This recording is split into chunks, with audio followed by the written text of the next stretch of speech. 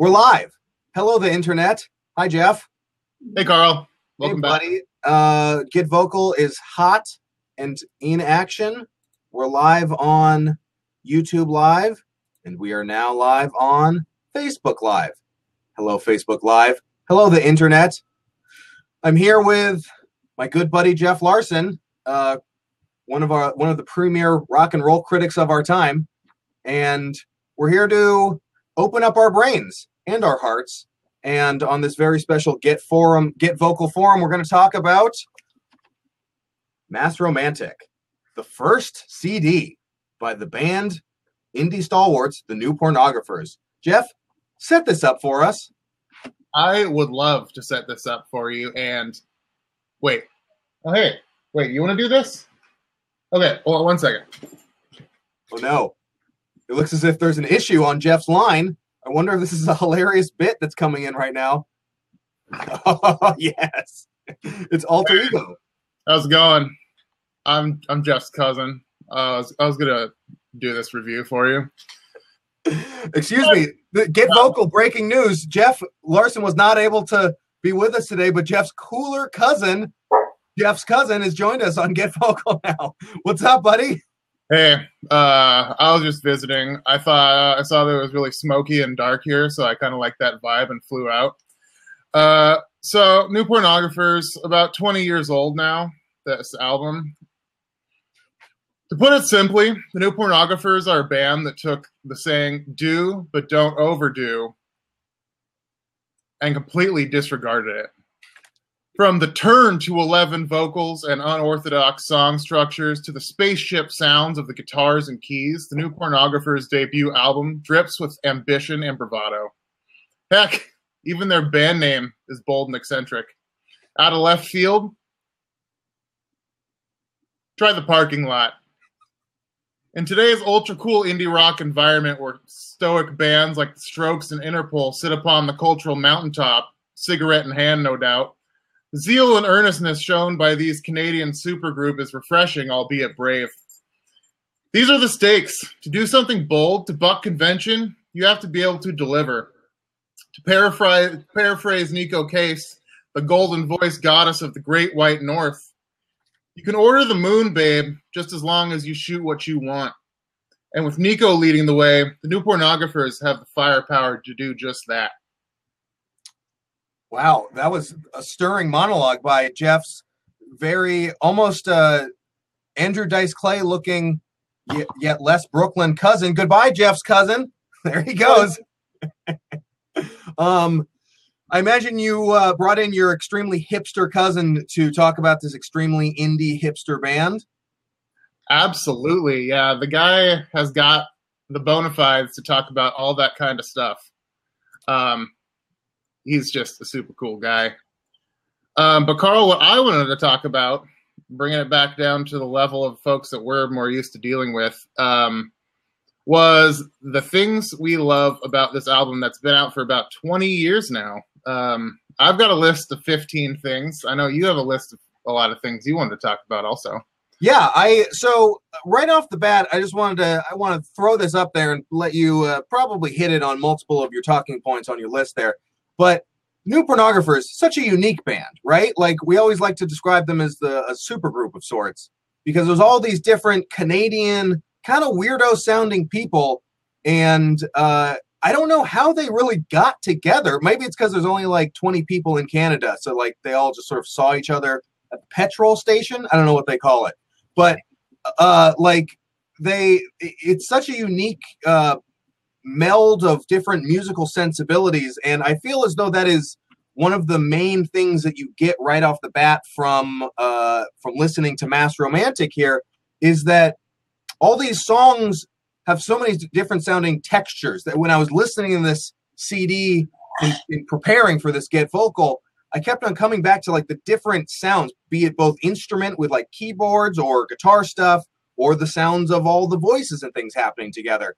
And of course, I no doubt this is on your list, the three sort of main vocal components of this band: A.C. Newman, songwriter; Dan Bejar, not really sure what he does, resident poet; and then Nico Case, the Canadian Reba McEntire, if you will. No, I've recently heard her called the golden voice goddess of the Great White North. I don't remember where that was from, but yeah.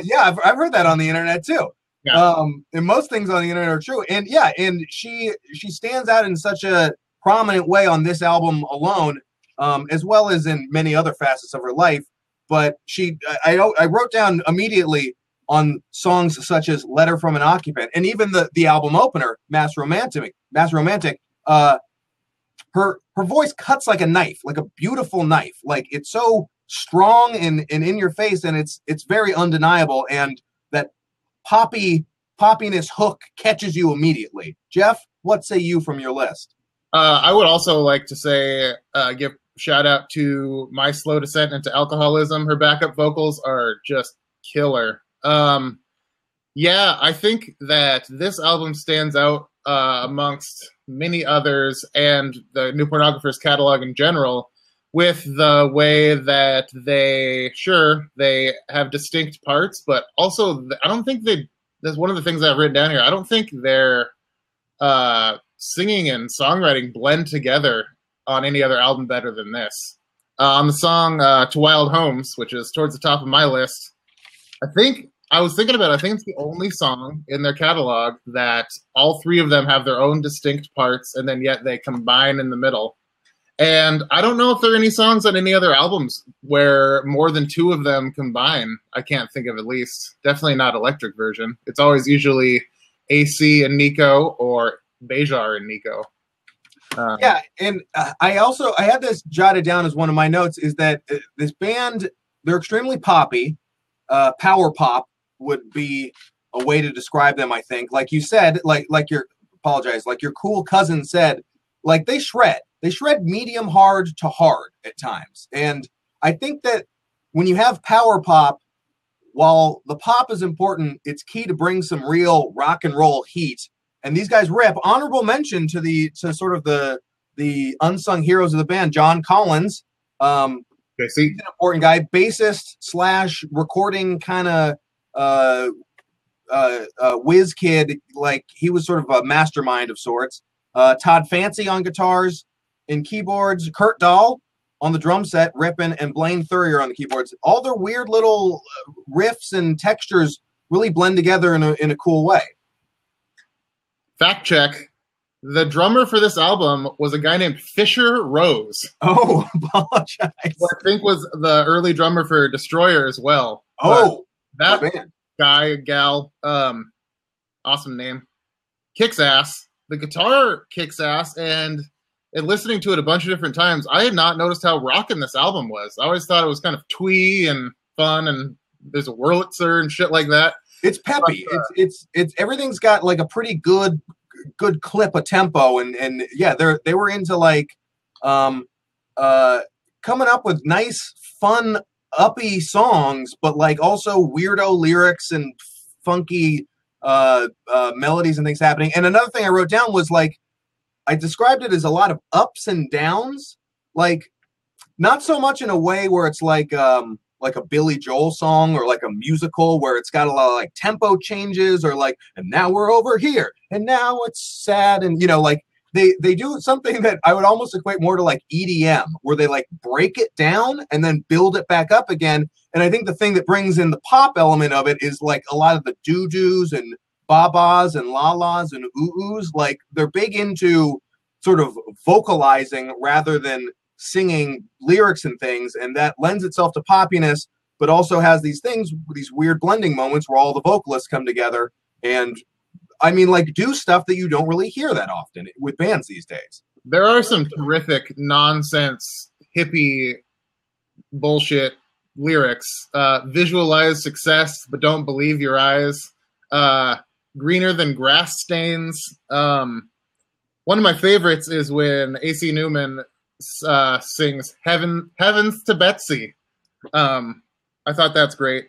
But yeah, I think that what you're talking about is best described in the album Ender, Breaking the Law, where it is all over the place, but yeah, it ends with a cool like choir style crescendo that I don't know. They really take all that weird shit that they start with a lot of the songs, and it comes together in a really nice way.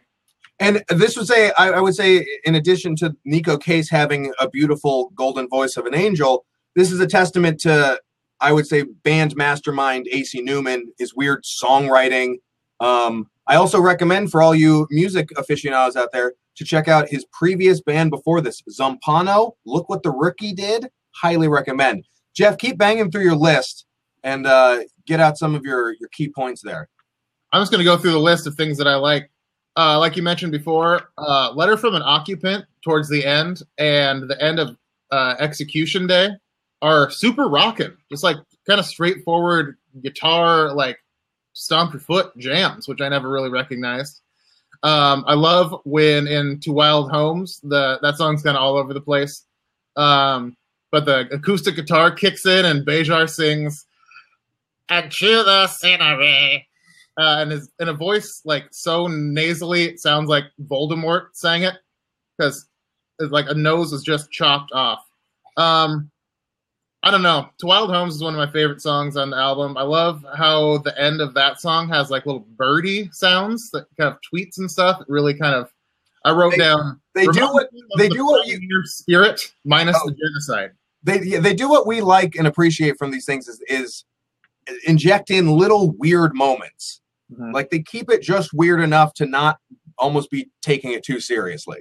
I read an article or an interview with AC Newman talking about making Letter from an Occupant, and he said that you can't even hear most of the shit they put in there. He referenced that there's a really cool 12-string psychedelic guitar solo and a backwards guitar solo in the song that I tried to pick out, but I couldn't find. Yeah, Bejar or AC Newman is what I would consider to be the heart and soul of the band, in that he puts in a lot of the legwork, but doesn't have the kind of in the spotlight moments. But the first song, Mass Romantic, and The Body Says No, I think are two of his all-time best songs and two unimpeachable bangers that I would put on the bangers list.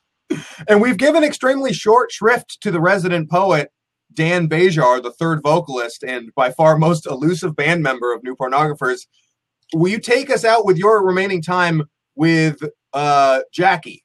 Maybe the premier New Pornographer song that you can come across. Carl, you and I are going to disagree on this one, buddy. I had Jackie down at 5 on my list of bangers here.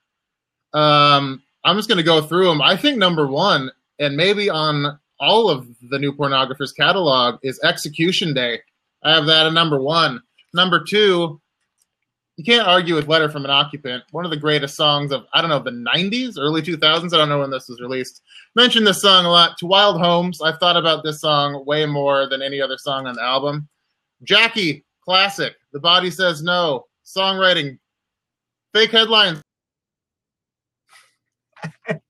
That's Jeff's list. I can see it pretty clearly. It's clearly on the bangers list there.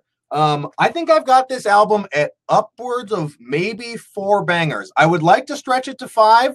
I think I can give it 4. It starts off good, lags, and then dips up in the 5 and 6 track categories. We're doing electric version tomorrow. Stay tuned.